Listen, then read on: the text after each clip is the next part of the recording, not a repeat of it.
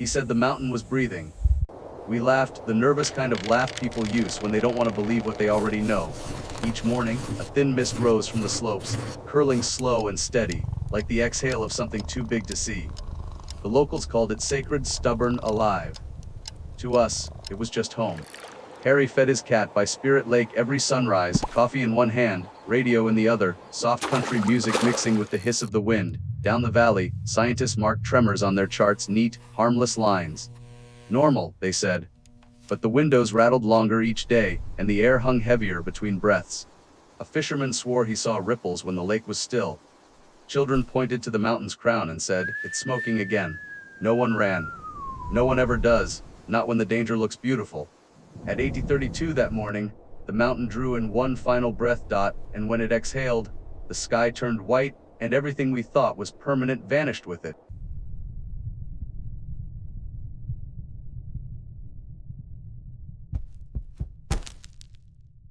Good morning, Pine Ridge. It's a beautiful day in the neighborhood. Let's start Spring it in off Washington right with a carried little the kind of country peace sunshine. people don't question until it's gone. The air was thick with pine and damp soil, that clean, earthy scent that clings to boots and flannel sleeves. Mist drifted low across the valley at dawn, glowing pale gold as sunlight broke through the clouds.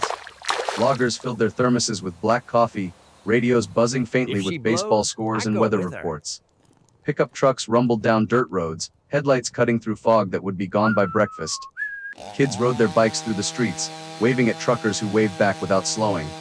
Dogs Weather barked looks at good nothing, today. and nobody minded. Behind it all loomed the mountain, white, perfect, and silent. It wasn't danger. It was background, as familiar as breath, as constant as time. Harry Truman at Spirit Lake Lodge sat on his porch, whiskey in one hand, his cat on his lap. "If she blows, I go with her," he'd joke, eyes on the water. People laughed, because that's what you do when Volcano something watch too big to continues. fear No feels like danger home. yet. Down in town, the diner hummed with life, the smell of bacon and coffee, the sound of plates clinking, and Willie Nelson on the jukebox. A fisherman tied his line tighter, squinting once toward the peak. The sky above it was perfect, endless, harmless, All and stable. blue. In a trailer near the ridge, a young geologist leaned back in his chair, eyes on a steady green line blinking across a monitor. "Still quiet," he said, and smiled. For weeks, life went on exactly as it always had, steady, safe, small. The kind of life built on trust in the ground beneath your feet. That morning, families packed lunches, kids climbed onto school buses, engines turned over in rhythm. No one looked twice at the mountain. Because in Washington and America, when something looks that peaceful, you believe it always will be.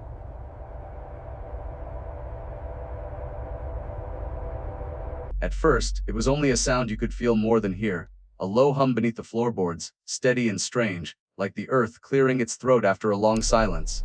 Pens rolled off desks. Coffee cups rattled without spilling.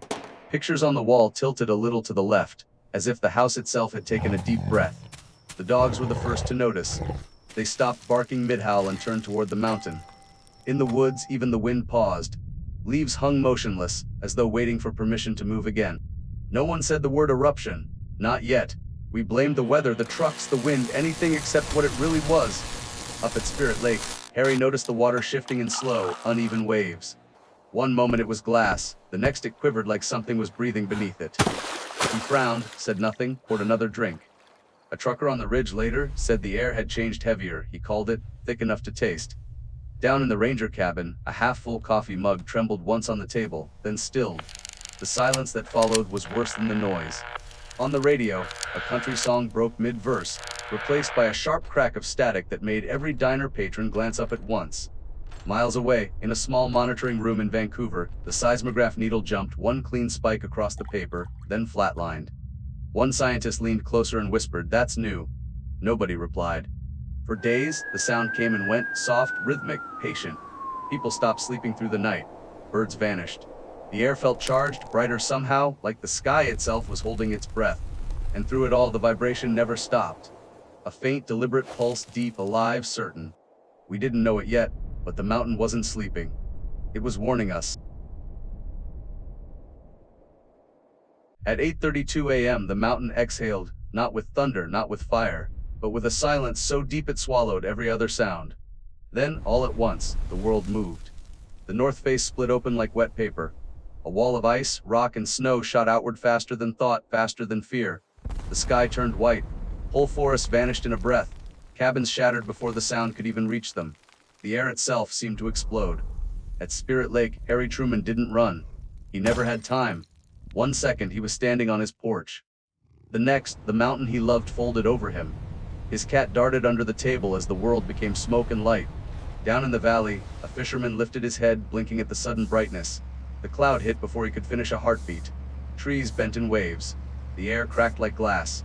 From above, pilots shouted into radios, their voices shaking, "The top's gone! The top's gone!" The signal broke into static, swallowed by the roar. Highways disappeared under rolling black air. Cars swerved blindly, headlights cutting through smoke thick as night. A mother in the passenger seat pulled her child into her arms. "It's okay," she whispered, but her voice didn't sound like hers. The breath she took next came out as a cough of ash. In the woods, the forest screamed, not with sound, but motion. Millions of trees bowed in the same direction, ripped from their roots in perfect unison. Spirit Lake lifted, a gray sheet rising skyward, before crashing back into itself in boiling waves.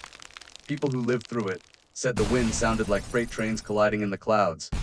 Others said there was no sound at all, just a feeling, pressure so heavy it pushed the breath out of your lungs. Within 15 seconds, 230 square miles were gone. Hills leveled, rivers changed direction. The shockwaves circled the earth.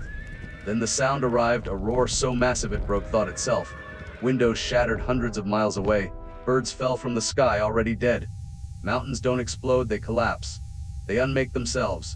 For a moment you could see the earth inhale, fold inward, then vomit its insides into the heavens.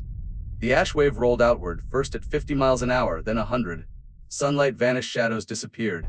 The day ended at its beginning.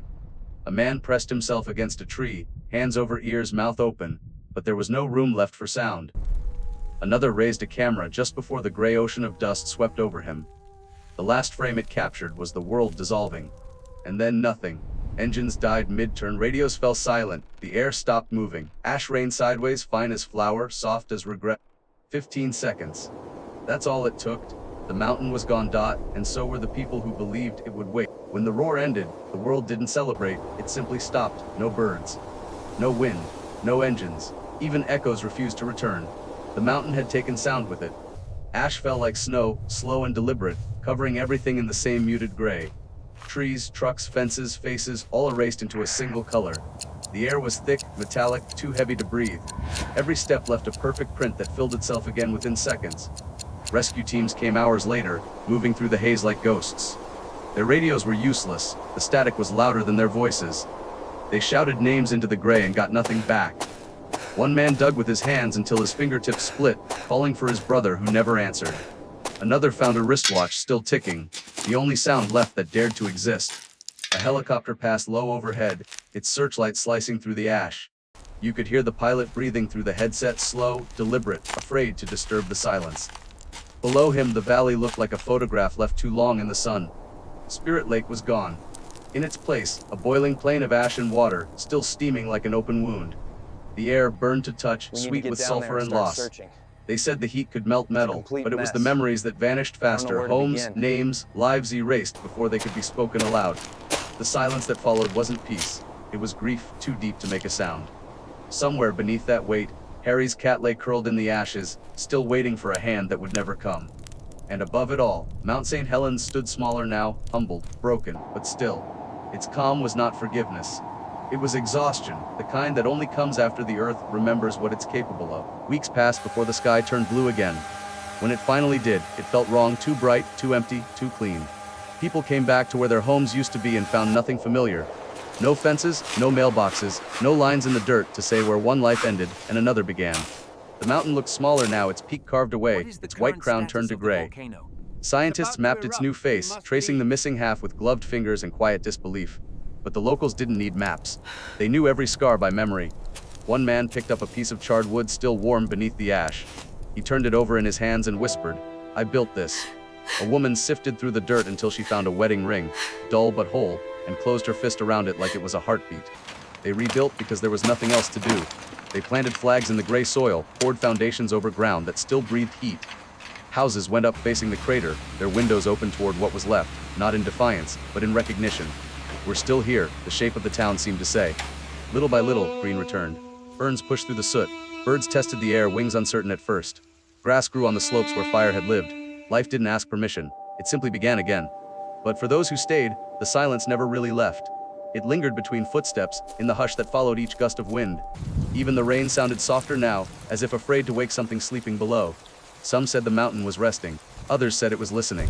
Every spring, when clouds rolled low and the air smelled faintly of sulfur and ash, people paused, not in fear, but in respect. We used to think we understood the world because we could measure it, predict it, name it. But that day reminded us nature owes no explanations. It only gives warnings, and sometimes, mercy. Those who survived still talk about the heartbeat, a faint vibration beneath their feet when the ground warms in May. And when they stand at the crater's edge, they don't pray for safety. It wasn't the fire. They whisper that took thank them. you for the chance to keep living, believing for the the quiet that mountain taught them would wait. humility. It wasn't the fire that took them. It was believing the mountain would wait.